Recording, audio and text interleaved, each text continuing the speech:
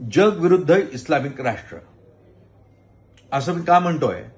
मुळात इस्लामिक राष्ट्र स्वतःची एक वेगळी संघटना तयार करू पाहत आहे. ती कशासाठी?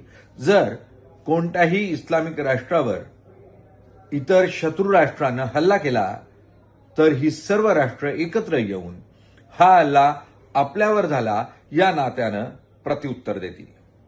मुळात नाटोची जी संकल्पना आहे त्या संकल्पनेवर आता इस्लामिक नाटो तयार करण्याचा प्रयत्न हा इस्लामिक देशाकडून सुरू असल्याचं पाहायला मिळत आहे.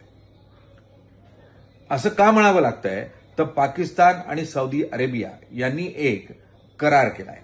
या करारामध्ये सौदी अरेबियानं आणि पाकिस्ताननं आपल्या देशावर कोणत्याही देशानं जर हल्ला केला किंवा युद्धजन्य परिस्थिती तयार केली तर त्याला प्रत्युत्तर हे दोन्ही देश एकत्रितपणे देतील असा करार केलाय. यात तुर्कीसारख्या देशालाही सामावून घेण्याचा प्रयत्न सुरू आहे, त्याची बोलणी सुरू आहे.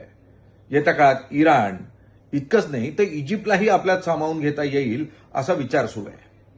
जास्तीत जास्त इस्लामिक राष्ट्र एकत्र आणणं आणि त्यातून इस्लामिक राष्ट्रांचं एक संघटन तयार करणं हा यातला प्रयत्न आहे. मुळात अमेरिकन युरोपियन राष्ट्रांचा नाटो ही जी संघटना आहे, साधारण 32 राष्ट्रांची ही संघटना अशाच स्वरूपामध्ये जर कोणत्याही देशावर हल्ला झाला तर अमेरिकेसह सर्व राष्ट्र त्याविरोधात लढा देतील असा करार करतात. आणि या स्वरूपातला करार करण्याचा प्रयत्न आता इस्लामिक राष्ट्र करत आहे. यातून अमेरिकेसमोर तर एक मोठा धोका असणारच आहे, पण भारतालाही पुढच्या काळात या पूर्ण परिस्थितीमध्ये काळजी घ्यावी लागणार आहे. कारण आपल्या आजूबाजूच्या राष्ट्रांमध्येही इस्लामिक दहशतवाद आणि इतकंच नाही तर इस्लामीकरण हे वेगानं वाढतंय आणि त्यामुळं ही धोक्याची घंटा आहे. भारताला मुळात परराष्ट्रीय संबंध आणखी चांगले करत न्यावे लागतील. आपले जवळचे राष्ट्र आपले शत्रू होऊ पाहत आहेत आणि इतकंच नाही तर जे मित्र आहेत तेही शत्रू होत आहेत अशा स्वरूपाची परिस्थिती आहे.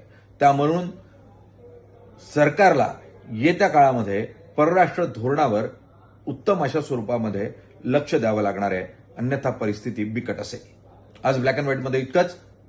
उद्या नव्या विषयासह पुन्हा भेटू. धन्यवाद.